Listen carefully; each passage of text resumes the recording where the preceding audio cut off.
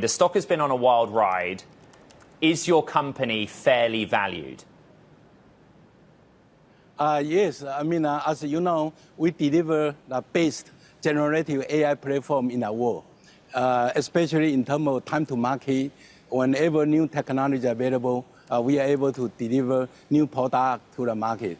And we deliver product in a system level or rack scale. We call a rack plug and play.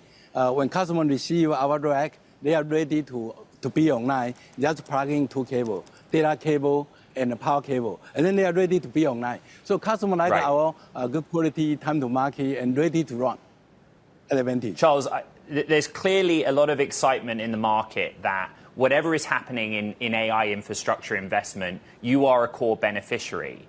But one of the questions that Caroline and I get for you consistently is, what is it that Supermicro does that's any different from your biggest competitors, names like Dell, HPE? Very good question. Yes, we have something special. First, we are a very lucky company. Since 30 years ago, I founded a company, Supermicro. We use building block solution, modularized design, to build our server, to build our total solution. And the building block solution enables us to design product more efficiently with better quality, better inventory leverage, and better service efficiency. That's why we are able to deliver new technology, time to market, earlier than others.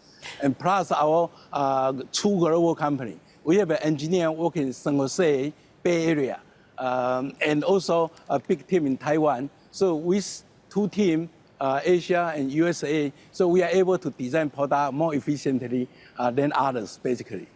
And we can see, for our radio audience, we can see the products that you make behind you. And I'm interested, Charles, the scale of the market size here, the total addressable market. How big can it be? How big a chunk of the pie are you going to get?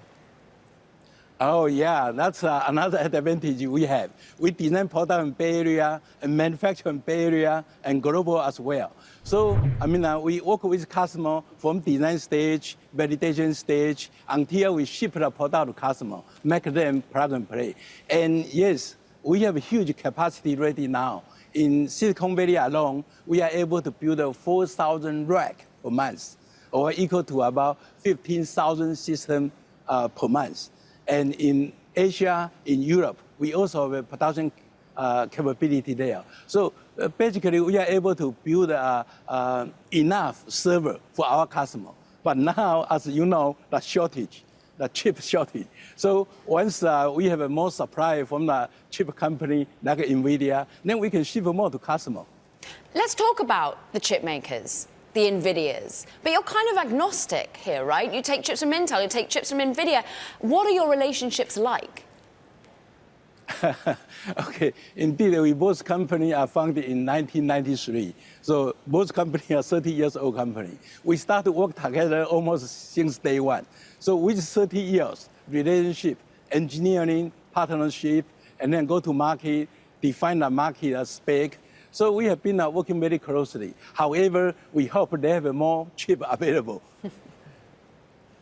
Charles, do you have a number, a dollar value for the total addressable market that you see for your company in the context of an AI infrastructure build-out? You know, we always facing to a big back order. So the market size is growing. Right? As you know, AI boom basically just start. We believe the market have a big room to grow, and lots of industry leaders have the same feeling. So as of today, our production capacity can support our revenue up to $25 billion, for example. But we need more chip, like what I just mentioned. So again, the market continues to grow, and we continue to get market share because of better product, because of rack scale, plug and play. So we are continuing growing our production capacity in United States and globally as well. For our Bloomberg television and radio audience, we're speaking to Supermicro CEO Charles Liang. Charles, when we said that you were coming on the program, our audience had many questions. One of them is about the SEC action taken against your company in August of 2020, the SEC charged Supermicro and the former CFO of the company with what they called widespread accounting violations and some numbers presented by the company. Could you update our audience and your investor base on where that process is and if you've put those concerns behind you? Oh, yeah, those concerns have been behind us for many years. So first, we study detail, hey, where we can improve during that few years. And then we add more talent, more expertise, like our new CFO, David Wagon. So we have been improving our system. And today, our system, maybe I cannot say perfect in accounting concern, but have been much stronger than before ever. And we will continue to improve. Thank you. I'm interested in, therefore, when you see the stock market move, the anticipation of growth, the fact that you're seeing, well, only one current analyst on your stock is saying sell after the huge rally that you've had, 250% just this year alone. What do you do as the leader in the face of that bullishness? Do you start to sell your stock? Are you starting to buy more of it, as some of your members of your board have been doing? I guess the most important is the product. Again, the market demand is so strong. And it's turned out we have the best product, not just technology time to market, but quality and application optimized. With our building block solution, we are able to customize our system easily to specifically optimize for customer workload for their data center environment. Doesn't matter for air cooling, free air cooling, or liquid cooling. So all of those make our product really popular around the market. And I believe we will continue to gain market share and continue to grow. So it sounds like you're long. Charles, I'm interested in, well, your expertise, let's put it, in geopolitics, in global supply chains, in the fact that you had to pull out your manufacturing from China previously because of ultimately the Chinese intelligence services inserting malicious components into your server motherboards. It was like the story of 2018.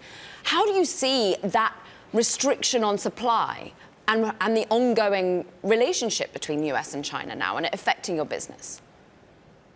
Okay, I mean, we are a USA company located in Silicon Valley, so for sure we follow the national law, the country compliance very well.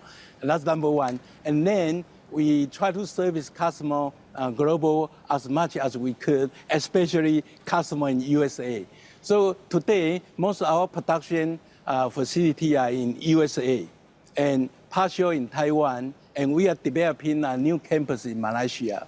So in terms of product security, reliability, supply chain, I believe we are in one of the best positions.